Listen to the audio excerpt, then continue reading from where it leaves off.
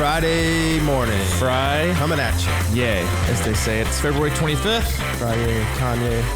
2022. Welcome aboard. Kanye's got a new doc out. I have no interest in watching a Kanye doc. It's February 25th, 2022. Welcome aboard, folks. This is the Crushing Iron Podcast. We are episode 559. I needed a little reassurance this morning. I thought we were 560, but you reeled me back in, and we are most definitely 559. Yeah, so did I. Yeah, I have a new pen, so it feels a little bit. I'm a little bit off today. It's a little sleek. You might be writing a little bit too fast. You have to slow it down, bring it back in zone 1, zone 2 for your like notes Ben today. Franklin, man, with this thing.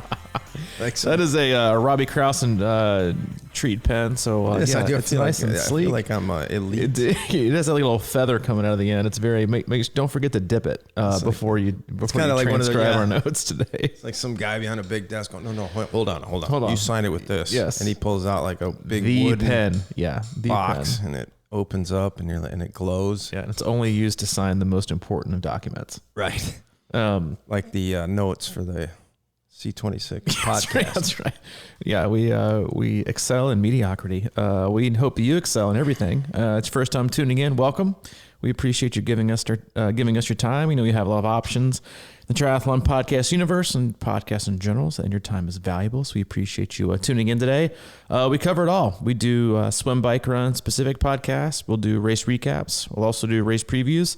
For the most part, Mike and I, as coaches, athletes, best friends, just sit back, relax, have an open, honest discussion about what we're going through, what our athletes are going through. We work with a wide range of athletes across the globe, from beginner-level athletes trying to do their first sprint, and everyone in between, all the way up to elite little amateurs trying to get back to Kona. We'll use the conversations we have with them, their successes, and also their struggles to kind of drive the topic of the day. We'll also head into our Facebook group, which is Crushing Iron Group. If you want to be a part of that awesome group and awesome conversation, you can answer one simple question. We'll let you right in.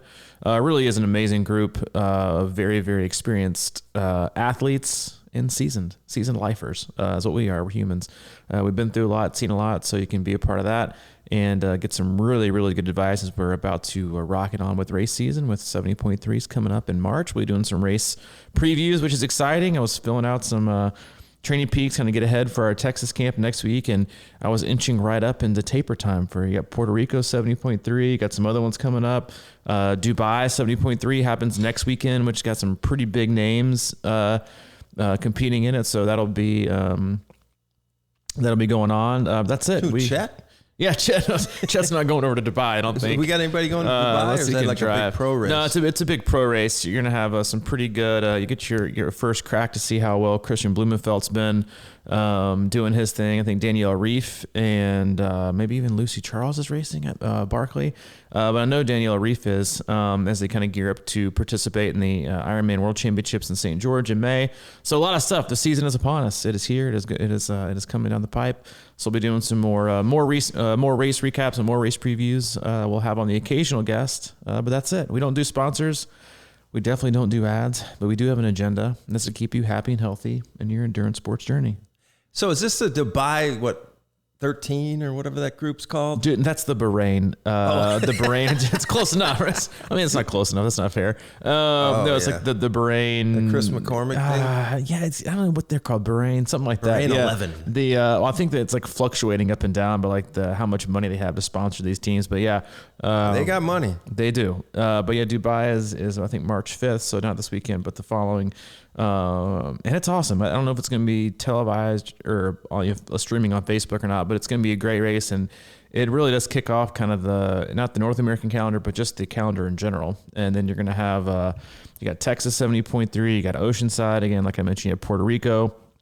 We got some races over in Europe and elsewhere they're going to happen, and then it's the lead up to you get Ironman Texas, like I mentioned. Then you're going to have Ironman St. George, which is the Ironman World Championships from last year, which I don't know if you can call it Ironman World Championships, but it is. In the field, honestly, looking at if they all start, if the participant list is legit, which is usually like, 10 people out of 10 males, 10 females drop, it will be, honestly, in my opinion, more competitive than any one of the last Kona fields in the last 5 years. That's how deep it's going to be. It's going to have a lot of the short course guys. It's going to have a lot of the veterans, and people have been gearing towards it for a year and a half.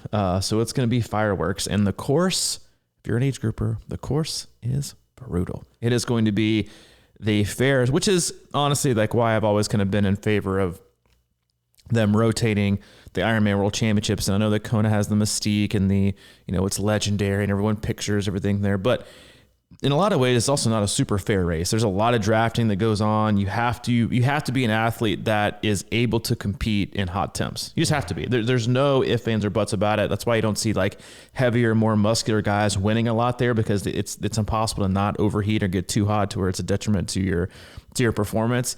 But St. George, it could be cold. It could be hot. The swim is going to be challenging.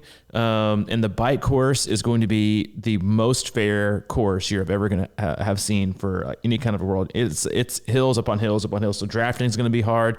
You're not going to be able to sit in.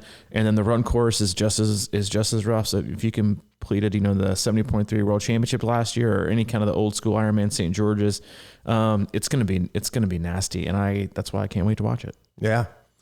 I'm excited about that too. We got a lot of people that are a little bit on edge. And I'm sure that pep talk I just gave you probably took you off the ledge and maybe it got you back on the bike saddle, because you need to be putting in some mileage. Yeah, ride that bike. And like I said, I told one of my athletes, I was like, he said, I'm a little, uneasy nervous about this when I saw the course and everything. He goes, it's kind of like I'm, a rookie again. I go, well, you know what? Embrace that, because we never get that feeling. Yes. That's like so true. And it's that nervous like energy about doing a race that you have your first time. It's called respect, right? It's like, I think like the last few years, like I think the brand in general of long distance triathlon has kind of been watered down a little bit. It's been kind of, the gloss has been taken off it in kind of way. And it does have that kind of, because there's so many people use it as bucket listers, and so many people think that it's just this easy thing you can accomplish. And we've said this before, is that the hardest Ironman you're ever going to do is the one you're training for now. And that's always the fact. It is always a preach. That is always the case. But I think it's like, it's energizing, I think, to kind of have a healthy respect. Because I think that's why you see a lot of athletes have like a sophomore slump. They have their first Ironman. They have this breakout year, quote unquote breakout year. And because they took it the most serious they've ever taken it. It was scary. It was unknown. You had no idea how your body was going to respond. You have any idea how the day was going to go if you're able to do it. So you tried you were the most consistent. You're the most motivated. You did everything you needed to do. You pay attention to the details. Then you did it. And then you kind of just assume, like everyone assumes, well, I'm going to be in the sport for another year, so I'm surely going to get better, right? It's like you do, you're like, the sky's the limit, it's like, and you just kind of, a lot of athletes in there, we use a sophomore slump analogy, because especially in pro basketball or football, you have a guy come out in their rookie year where you don't really know, they're unpredictable. You can't scheme for them. You can't plan. It's even in college football. You can't really plan for them. And then once you kind of get the tape, things get different. It's about how you change things up, right? And your life might be different in year 2, and you might have had kids or gone through divorce or gotten a new job or moved. Life is different. So that demands, a different kind of training, different kind of approach, but the same level of focus. And a lot of athletes struggle. So I think having a race where it's hard and you're kind of like, oh shit, I don't know if I'm going to be able to do this. I think it's healthy. Like, I think we've gotten way too comfortable in, I can do that. I can do that. And like, we got into this sport, we got into endurance sports in general because of the fear of, I think I can do it, but I'm not really sure yet. Like, so this is what I need to do to kind of push myself in a direction, because I think even the last few podcasts we touched on a lot, like how we've become all creatures of comfort. Like, we're just comfortable. Things are comfortable. We like comfort. We don't want to change things up. We like things to be easy. We need minimal distractions. We need, minimal bumps in the road, minimal obstacles, because if those happen, then we can't really be optimized and we can't really perform our greatest. So then we just do nothing, right? And we get comfortable, we get lazy, we get content, we can become fine. The things that scare us and the things that make us kind of uneasy, question, are we doing the right thing? Question if we're doing things, the right way, or we're doing enough. That's when you kind of have that healthy respect. And I think having a healthy respect for all things in life is a good thing, because that means you're putting forth effort. That means you're growing. That means you're motivated, you're committed. And so I think it's great, and I think it's also telling that this race is, I think it's early. I think it's a lot of timing, because they sent out the emails yesterday to like AWA, platinum, gold, silver, bronze, rhinestone, they sent out every level of AWA to like, hey, congratulations, and due to your great service of, profitability to our company, we'd like you to sign up for this really, really, really hard Ironman in 9 weeks. Right. Yeah. They gave you nice notice. Yeah. Are you in? And they're like, do you want to come in? You're like, no, I don't. Like, even if you made it $200, or even if you probably paid me $500, still not signing up. So I think it's very telling that it's that difficult of a race and people aren't going to it, which is kind of sad. That's why a lot of the races that were harder, are kind of no longer with us. We talked about it before. Ironman Louisville in August, one of the most difficult races, and they tried to make it easier. And what they do? They effed it up, and there's no longer an Ironman Louisville. Stop touching the things that are hard. Leave them. Some people like hard things. I think early season hard things are harder for others because of lack of time and availability to train and being stuck. I would have a hard time. Yeah, and being stuck inside doing basically all your rides. But no, I think that healthy respect, and I think we all need to be reminded really of, all right, just because we've done it once doesn't mean we're going to really do it that well again, unless things change or we keep and maintain that same level of focus. Yeah, because you definitely have an advantage going back the second time. It's just a matter of how you're going to take advantage of that, because mentally it's one of those things where you get, it shifts to confidence. But yeah, that can turn into, apathy in the training cycle. So I'm with you, man. I think, we've said this about Wisconsin too. They took out the mass start, and I think that race has had a hard time filling up ever since. And I don't get it. Yeah, you ruined the mystique. Everyone loved it. Yeah, you ruined the mystique when you love watching that. Yeah, it's interesting, but no, I think having a healthy respect for races and honestly everything, and not kind of resting on our laurels.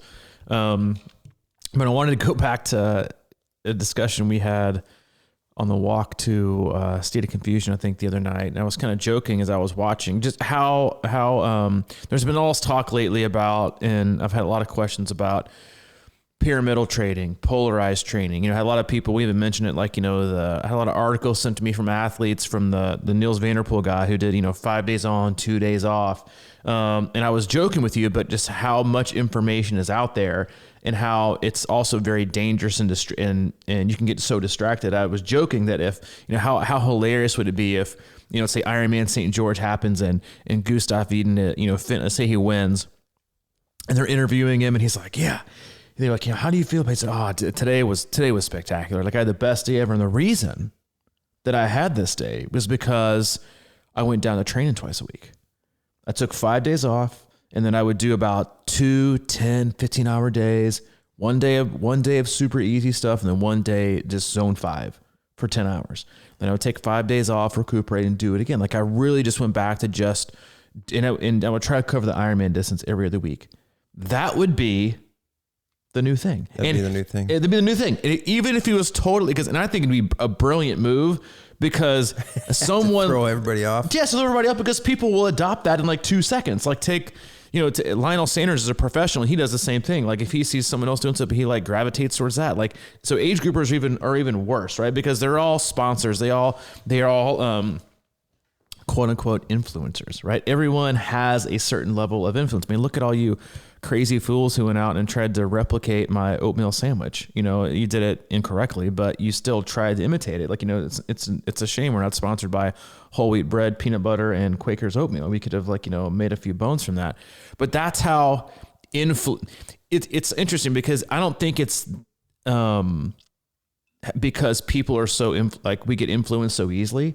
I think it's because people get distracted too easily, right? And I think that's so I was joking. It's like, hey, if you want to throw off the rest of the age groupers or, our elite level pros, say that, because people will literally believe that's what he did. And they will start to question everything that they're doing all the time. And that, honestly, that's one of the hardest things about being a coach, is fielding those questions from athletes because they don't really have their blinders on. They're kind of just like open the world in triathlete magazine articles or, the newest, triathlon training mechanism or, what some professional was doing or, cross country skiers are doing or speed skaters.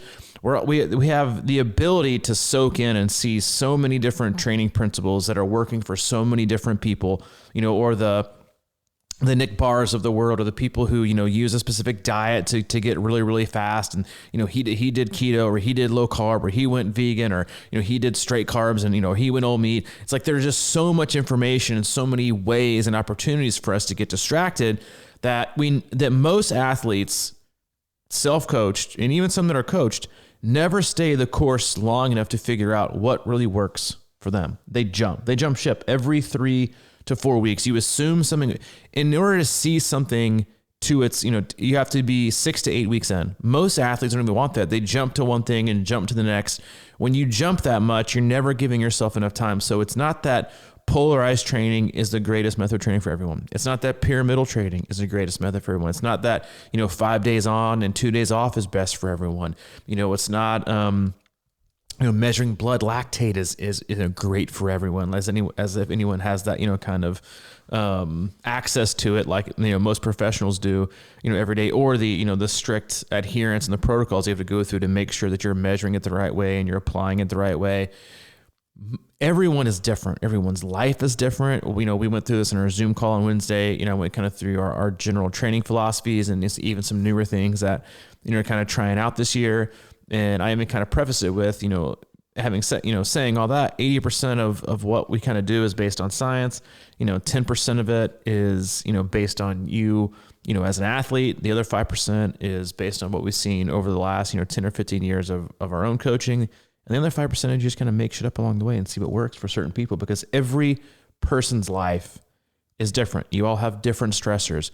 1 year you might have, a ton of stress and you responded best to a specific type of volume, right? Maybe polarized training because it's a lot less intensity for a lot of people and it's more easy things that can kind of give you a cushion against the high stress life you have. Well, the next year you might have the same amount of time availability, but your stress might be a little bit lower. So maybe you respond better to having a little bit more high intensity in your life. Like, not just is each athlete different in their training, but each year, each training cycle, sometimes even each race is different in how you lead up to it. And so it's really important to find something, try to stick to it for as long as you possibly can, and then learn from it, right? And then see what actually really, really did work, and then take the pieces you thought did work, cut the stuff out that you think didn't work, and then move on to the next thing while keeping the core of what works, and then maybe tweaking slightly the things you thought that didn't work. Mm-hmm.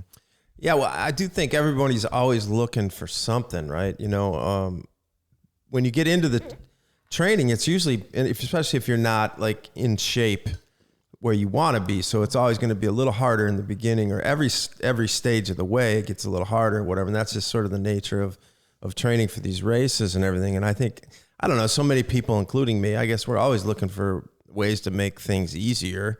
So you hear something and it's new and it always seems easier. Like anything new seems like it could be the solution or whatever. And you see it all the time. People kind of, try to get in run shape or whatever, and they got all these little niggles and stuff hurts, and then, 2 months, month and a half, 2 months later, you see them, man, I went for 115 and that felt pretty damn good, Mm-hmm. So it's like, it just takes time. And I do think that the nature of the business or the beast of social media or whatever, or internet articles and everything like that, I think we're all looking for our optimum solution, and it's real easy to kind of get distracted by that stuff.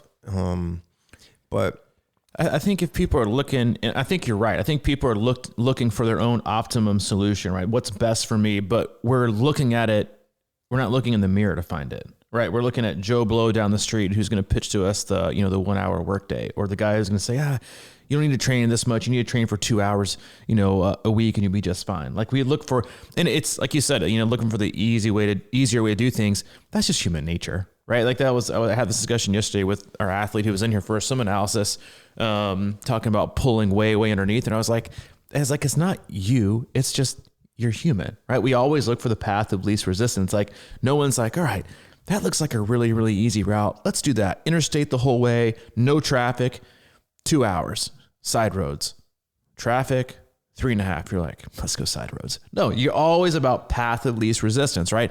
And I think that's normal. But where we look for it is people who are trying to market and pitch something for a profit. And then that's not really looking for our own, like, and some people, like, that's just the fact of the matter. You have to understand, if you really, really, really want to be great and find and reach the best of your ability and gain a ton of fitness, you have to just realize that a lot of what endurance sports is long, boring work. It's just not exciting, but we try to find ways to make it exciting, and then it compromises the integrity of the goal we're trying to accomplish, right? By trying to make, but I know that's right, but I just don't like it. Like, I want to do something different. Like, we get distracted, we got to find something new, or I want to do this, and that's fine, right? Because it's the athlete's journey, not the coach's journey. And if it gets them to do something, and they don't necessarily reach 100% of their potential, but they get 90% of the way and they have fun doing it, then I'm all good for it, right? I'd rather an athlete reach 90% of their potential and have fun and be happy and feel like it was a little more energizing than them being bored to death and reaching their 100%. Right. Mm-hmm. But that's also sometimes a reminder you have to have to them on, race day or when they finish. Is like, I really wish I could get faster. I really wish I could get better on, the bike. Well, if you really, really want to get better on the bike, then every off season, stop telling me you don't want to bike anymore, because that's not, because, and I have an athlete that does that. Like, that's not going, like, at the end of every season, we can't have a debrief and you can't say, I'm really struggling with, the bike, because we're always prisoners of the moment. We always think, last few months I've been hitting it pretty hard, did a few long rides, did this, did that. And you're like, well, but November through May, you rode like once or twice a week max. That's not going to cut it if you want to get better, because you detrain to the point to where, in order to get back up to where you were before, you have to spend until September, October just to get it barely back. So at some point you have to kind of have that discussion and realization with yourself when you become critical of your inability or your ability to succeed. You kind of have to think, hey, am I doing what's required? Am I doing the work I need to get done? Am I staying focused, right? And if I do want to see results all the way through, I can't just kind of blindfold and throw darts to the board. I have to have, what I think is going to, what do we need? When do we need it? When is the biggest race of the year? What's required for that race? And then where do we lacking the most? Are we, lacking, aerobic capacity? Do we need to raise our ceiling, our threshold ceiling? What do we need to do? So then you create a block, and then before the block, you think, all right, this is the expected end result. Not as in the expected end result, as in like, here's a finite number you're going to achieve, but we want to see progress in this specific zone, in this specific area, percentage of max. And then at the end, you have to see how well it did. It may have worked great. It may have worked, not very well at all. Then you tweak it, but you have to at least stick with it for a certain period of time. There's some blocks can be 6 to 8 week long, sometimes 12. Some can last like 2 weeks, and you can see a benefit and you move on to the next one, because they're not blocks you want to stick to for a long period of time. But you have to just stick with it, right? To find your own, but we don't like to do that. We like to look to other places for affirmation, right? I want to post this because I want to get likes. That makes me feel like today's run was a good workout. Not that you told yourself it was a good, not that before you even looked at your Garmin, you decided, I felt really good today. Like, I felt awesome. Then you take one glance at your Garmin and you're like, oh, God, I'm getting slower. You're like, wait a minute. What? You just told yourself you loved it. You felt refreshed. You thought that was awesome. Your Garmin was 5 seconds slower. And all of a sudden you're having a moment with yourself that you're not having this, amazing. Like having this happen. So you just basically robbed it, right? Or you have a great run, and you see this a ton with athletes that, that come in, they come inside, they upload, they're going to Strava, to edit them. Then they see, Joe Blow down the street, and I'm like, God, he ran faster than me. I'm so depressed. I'm so disappointed. I'm like, what?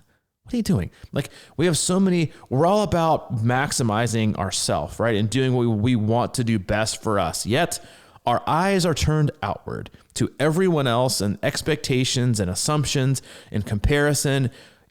Take your eyes within, right? Focus on yourself, because that's all that matters. Because frankly, all of the people you're looking at for, affirmation or to tell you you're doing a good job or that you're meeting expectations, they don't even know you exist. And they probably don't even care. what you're doing or if you're doing it right. Or they might be the opposite. They might just be like super supportive of how well you're doing in a vacuum of just being supportive, not based on what your time is, right? And so I think we spend way too much time trying to figure out, does doing the best for ourselves, do we think that fits in the way we think everyone else sees it, right? Or expects from us, right? Instead of just doing, what we want to do when we want to do it and what we think is best for us, we get way too caught up in, well, what are people going to think, right? Or what are people going to say?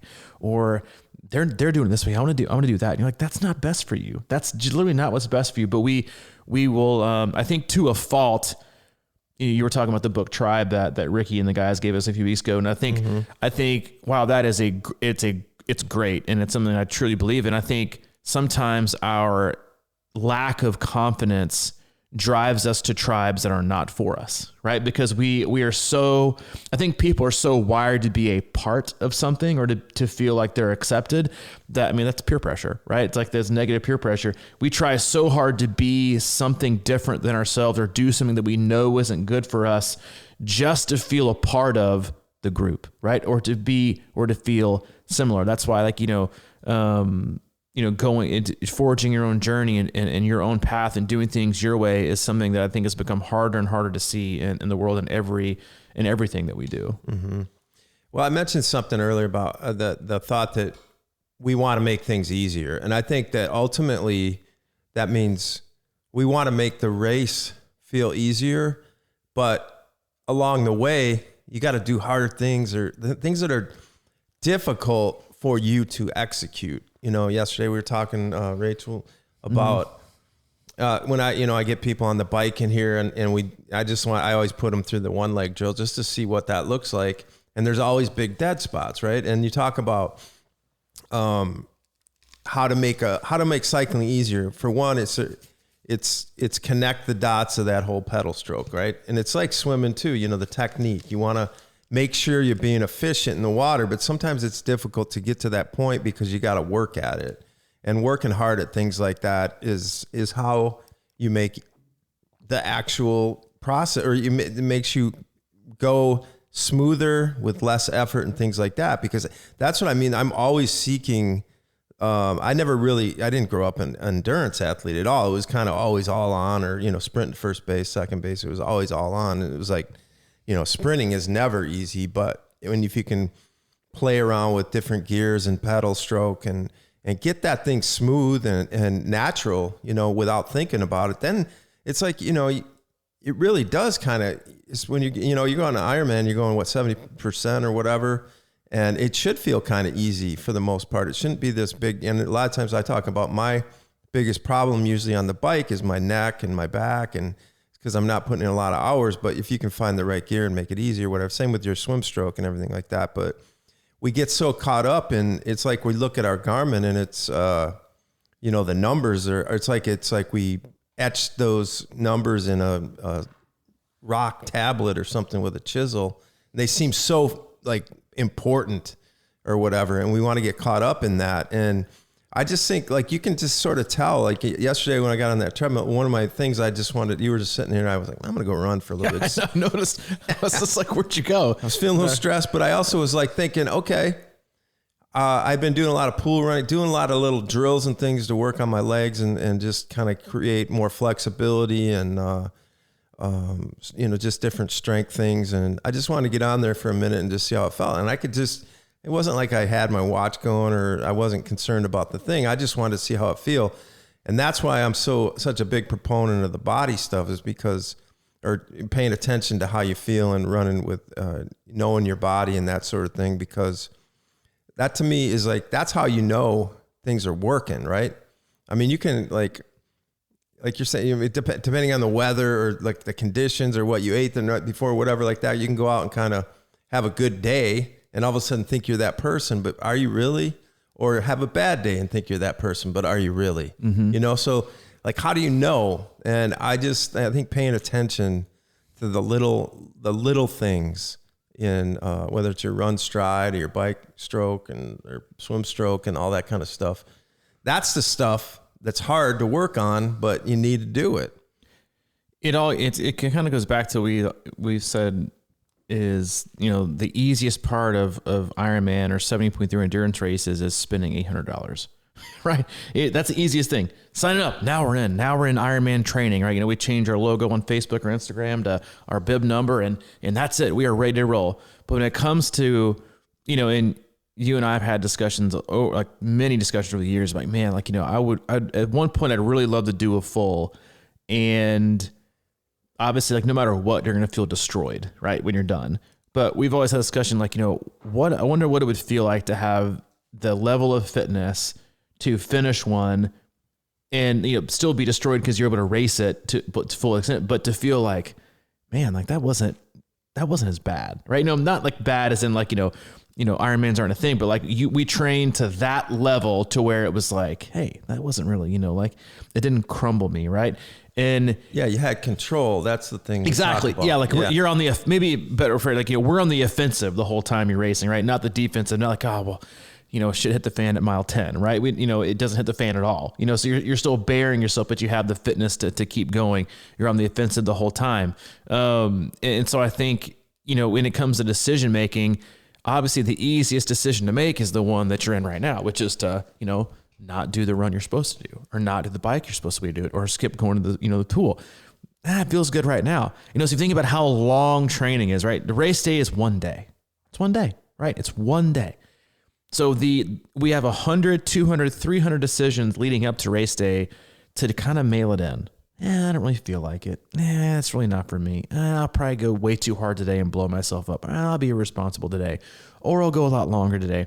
We can kind of look for the easy way out 300 days before the day we want to make the easiest. And then race day comes and we feel defeated. But the pain of that, for a lot of people, it doesn't remind us or put us in the place of like, man, all right, things need to change, right? Because we're willing to change, right? Kind of in jest, but how are those New Year's resolutions going for everybody? It's like we're a month or two, 6-7 weeks in, and how are those New Year's resolutions going? Most people are like, I don't even remember what mine was. Like we're all gung ho to make these drastic changes, which is usually, the first, clue that they're probably not going to stick is that they're drastic. Is that our attention span is so short, right? It is so easy to let things kind of interject into our lives before we even know it, right? Before we even recognize it, we've shifted our priorities one direction to another direction, right? Or we've let something in that's taking away time to do something else, right? I think I know me specifically, that's something I have struggled mightily with like the last 2 years, like we come in, we open up an awesome training center in the middle of a pandemic. Everyone's struggling with so many things and they're having a hard time, and you're not forced, right? As a coach or a podcast host, we're not forced to do anything, right? But I think the nature of both of us, right, has been all right, well, we pour in, right? We pour into the athletes we work with, we pour into the community, we pour into the podcast. And I think to an extent, like I know I did, in a really weird way, like during when, things were shut down and there was no races in 2020, we got a lot of emails that are always kind of like, man, like, I'm really glad you guys are still doing the podcast. You're kind of sticking with it. And it kind of felt like, it's never felt like a job for either one of us, but it kind of felt like a responsibility, right? Mm-hmm. Like, for us to continue these conversations and to continue to, make sure we're continuing on a positive, encouraging, healthy dialogue for people to listen to, because most everything else you were hearing was the opposite, right? It was anxiety and fear and the world's coming to an end. And it was like, we tried to give 2 hours a week at least, and then we got our Zoom calls and just daily interactions and text messages and phone calls with a community of people and athletes that we love so much, that it was like, we just want to, if we can keep being that positive force, right, to help people kind of get by, then we're all in. And to an extent, I know for me personally, I kind of set aside my own training and time that I would take away, because you kind of felt that before you realized what was going on, you kind of dive all the way in because you love it, right? And that's kind of the crux, I think, of also like loving and feeling energized by so many things, is that it's easy to not notice the overlap and the give up, right? It's not like, I'm giving up a plate of veggies and getting a plate of dessert, right? Or I'm giving up a plate of veggies and getting veggies back. I'm everything is the same, right? It's always things that I love. And so I think of, that comes to my mind when I think about athletes and monitoring like the day to day and the things that come in and out of their lives, and how it can be distraction, but it can also just be kind of, what you get pulled to do and where you get and how you're getting driven, or what are you driven to do? What are you driven not to do? And the priorities that you make and the boundaries, right, that you set, to stay focused on your own thing. And I think it's harder than ever to stay focused, right? It's myself included. It's harder than ever to stay focused. Everything is driven by your phone, and every update, right, you get is from your phone. And within your phone is also 900 other things that you like or that you can get distracted. So you might go to your phone to look up, ordering a new set of, Aero bars. And then 45 minutes goes by and you're like, what was I on here again for? Right? Because what pops up is an email or a text message or, a social media alert or a news article, breaking news. And you're like, what? Wait, wasn't it? I'm just distracted. Right? So much of our life, I think, has become so focused on distraction and not being, dialed in and tuned in, that we end up kind of like, a day goes by, a week goes by, training season goes by. And I think for some people, it's hard to reconcile when you look back and you think, all right, what did I really do for me, right, this year or today? And it's hard to add up, right? Because there's just so much going on, which again, going back to staying focused and training, is what makes it so hard, because there's so many platforms and workouts and rides and races and TTs and this and that and groups. And it's just like, man, you're kind of like your head spinning because you want to be a part of some of them, not all of them, but then you kind of forget what's most important, and that's you. Yeah. And what you said, I mean, that I've raced once, and I don't know how many times you've raced in the last 2 years. I kind of feel like I'm a 2-year red shirt or something. I'm sitting on the sidelines practicing, looking for my opportunity. I had the one race here in Chattanooga. You dressed out. You got to dress out finally. I dressed out, and it was like a, shit burger. It was like, because you haven't done anything. Because you know what I mean? Like doing races or playing games. Yeah. You need game snaps. You in the groove. You need game snaps. Yeah, exactly. So it's like, but man, it's like, it's a big thing. I think the last couple of years have done, we went that whole year with no races, and then there was kind of like some are on, some are off, some are on. I think it's psychological damage to a lot of people, including me. It's like, even though they're out there and they're scheduled, they're ready to go, it's kind of in the back of your mind, like, I've seen this before, Yeah. So you're kind of like, I don't want to go all in. You got one foot in the door, and you're like 1 foot out the door, and you're kind of like still hedging your bet and all that. And I feel like they're going to be going on, but it's like, what do you call that, man? Like you get wounded as a child or something. You get that sort of, is that PTSD? It was something like that. Shitburger syndrome. Shitburger syndrome. No, I 100% think, I mean, you said it beautifully, and you saw it middle of last year to almost like the end of this year, is that people who are race driven, you are race driven. Like you need that race. You need that target. That's what gets your mojo going. So people who are race driven, or your why is your race, or, that competitive spirit, like you got to know a race happening. They got kind of gun shy, right? They're like, I don't want to go all in, because then what if it doesn't happen? Then I'm going to be even more depressed, right? It's like I'm going to be even more sad that it's not happening. So people just swim might get canceled. That's right. They kind of just. I think people, and I think athletes are famous for disassociating. Honestly, is that they disassociated from like I don't want to invest this much and get nothing in return, because it's like some athletes and people in general. I'd rather be this level of kind of like down and depressed and just kind of, know that's my level. That's kind of my standard. Then go all in for a race and have it ripped out from under me because I need it so much. That is stuck with a lot of people. It's kind of like, I don't think it's like PTSD, but I do think it's like you're gun shy, right? Of like, do I go all in? But like what if, and it didn't have to be races canceled, right? It can be life, right? It can be like, well, I mean, here I go. Like I'm gonna start back in, and something else is gonna happen, or something else is gonna get in the way, and it's like like you said, you're afraid to do the cannonball. You're like on the edge of the pool with your toe, and you're like, I wonder how's the water feel, right? Yeah. And it's kind of like you need somebody, that friend, to walk up behind you and just be like, bink. And just toss and just shove you in, like shove you in be like, hey, still got your jeans on, unfortunately. So that's going to always suck, but you get shoved in with your jeans on. We all kind of know to get, we want to get shoved in, with your jeans on. And I think that's kind of what we all need sometimes is to kind of, you need your buddy or, you're at spring break and you're like, but the water's too cold, like you get your kids around like, just get in the water, get in the pool. So I don't have to watch anymore. Just get in the pool. And they're like, I don't want to get in this cold. And you're like, and they're in. But once you're in.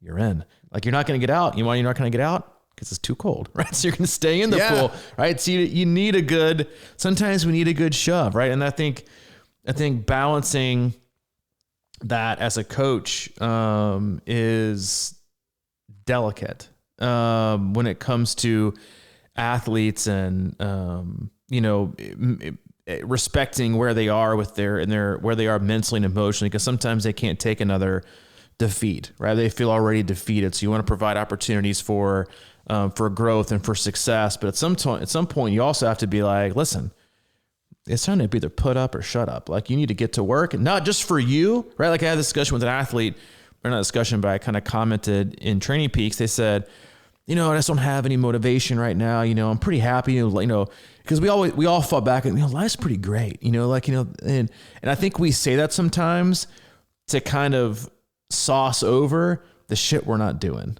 Right. Or to give ourselves an excuse for our excuses. Right. He's like, last night he was like, I had no motivation to work out right now, but life's really good. I got nothing to complain about. I'm like, well, I'm really glad to hear that you're happy.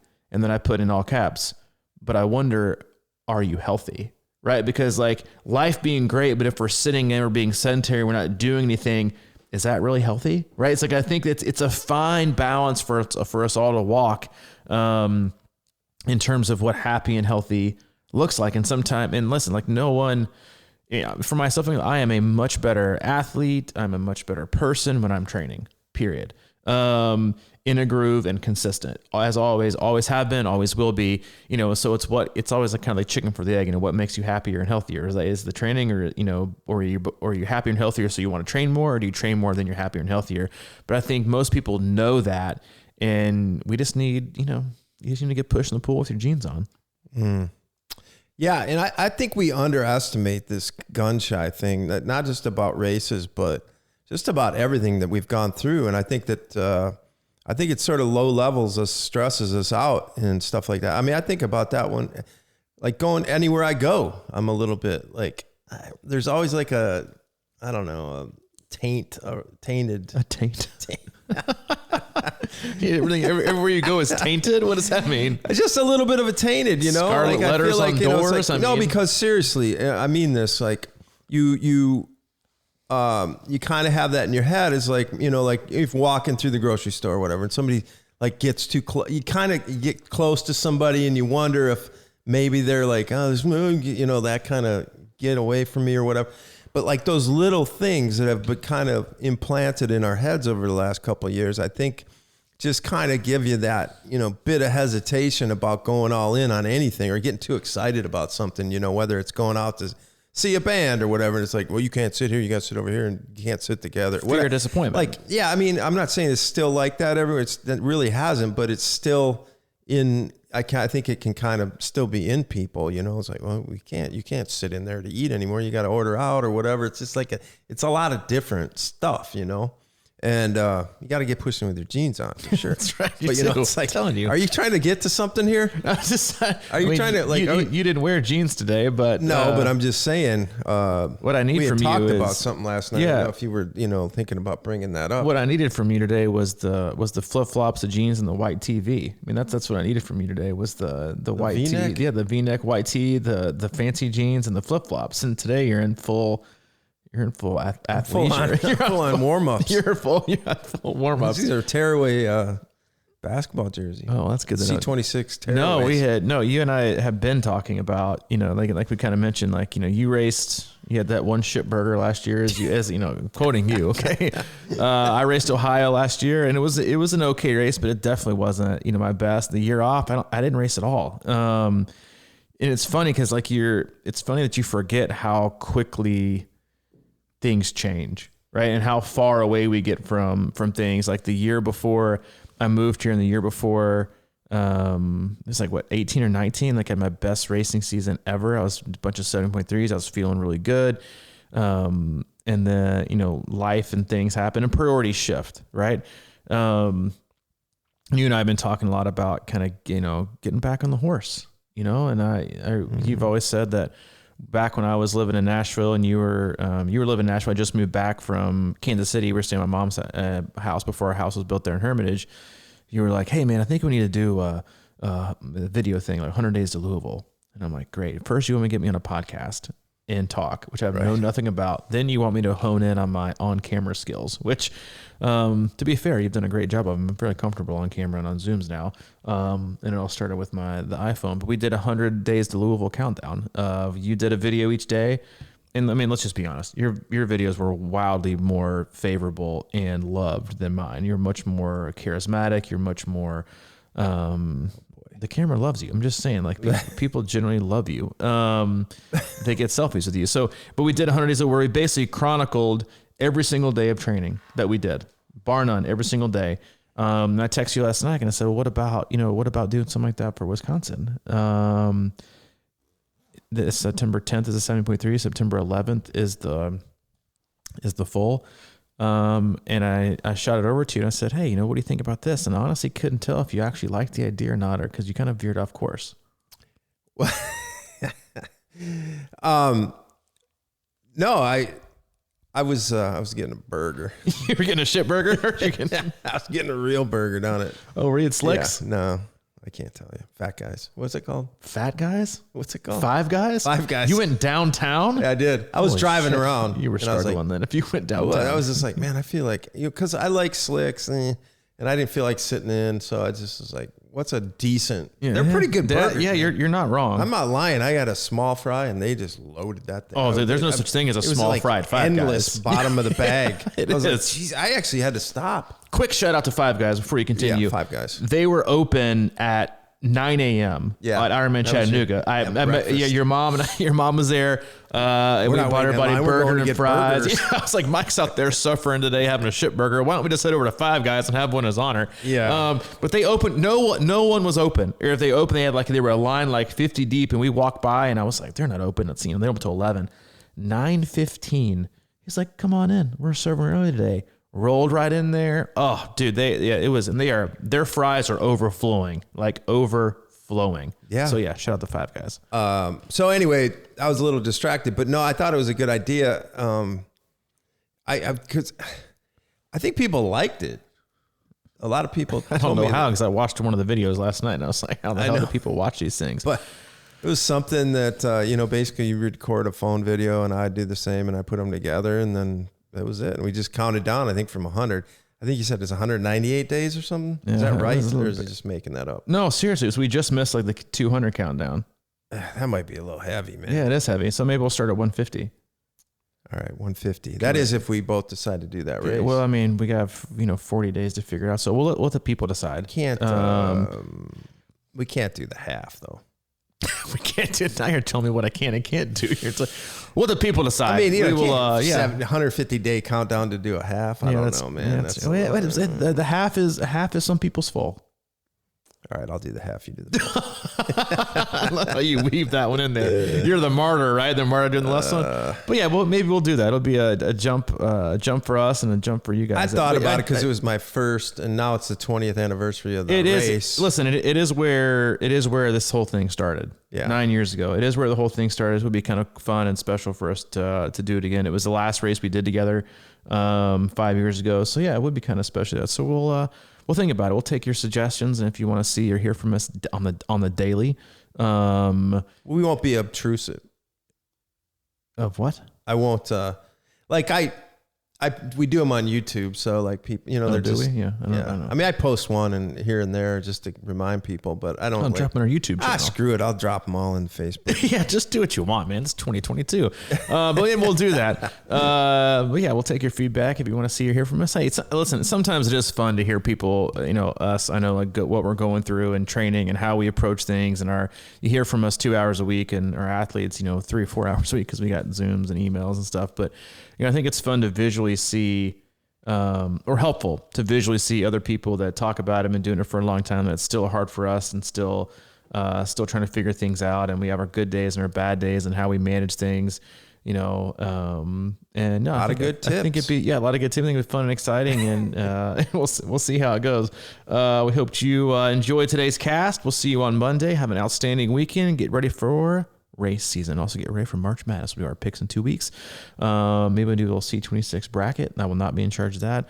As always, go to our website, C26triathlon.com. It's our one-stop shop for all things coaching, camps, and community. And if you need anything from Mike specifically, you can always get a hold of him, crushingiron@gmail.com. And if you need anything from me, I'm available at C26coach@gmail.com. All right, that'll wrap it up. 190 minutes. See ya.